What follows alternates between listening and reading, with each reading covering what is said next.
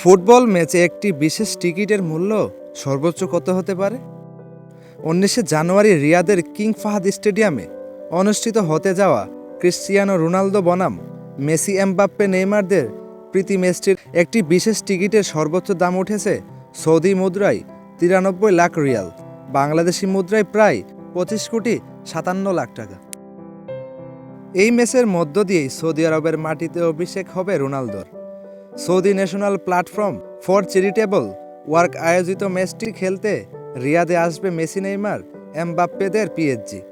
Saudi আরবের দুই শীর্ষ ক্লাব আল হিলাল ও আল নাসরের তারকা খেলোয়াড়দের নিয়ে একটি নির্বাচিত একাদশের বিপক্ষে পিএসজি ম্যাচটি খেলবে। রোনালদো, নেইমার, মেসি, এমবাপ্পেরা যে ম্যাচে খেলবেন সেটি দেখতে টিকিটের চাহিদা তুঙ্গে থাকাই স্বাভাবিক।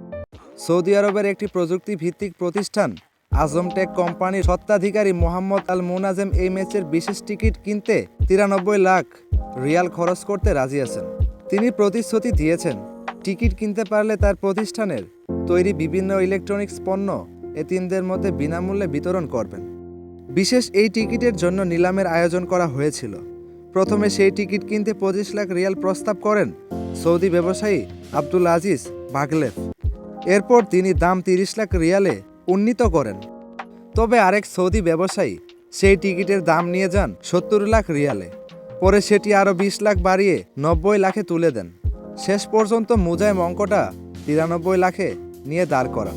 ম্যাচের এক সপ্তাহ বাকি থাকতে এই দাম আরও 24 লাখ রিয়াল বাড়তে পারে বলে ধারণা করা হচ্ছে। এই টিকিট বিক্রির অর্থ সৌদি আরবের জাতীয় চ্যারিটি এহসান ফান্ডে জমা করা হবে। সেখান থেকে দুস্থ ও এতিম ছাত্রছাত্রীদের কল্যাণে অর্থ ব্যয় করা হবে। এ ম্যাচের আরও বিশেষ একটি টিকিট বিক্রি করা হবে, যেটি কিনলে যে কেউ রোনালদো, মেসি, এমবাপ্পে, নেইমারদের সঙ্গে ব্যক্তিগতভাবে দেখা করতে পারবেন। গত 9 জানুয়ারি এই টিকিটের ভিত্তিমূল্য হাঁকা হয়েছে 10 লাখ রিয়াল।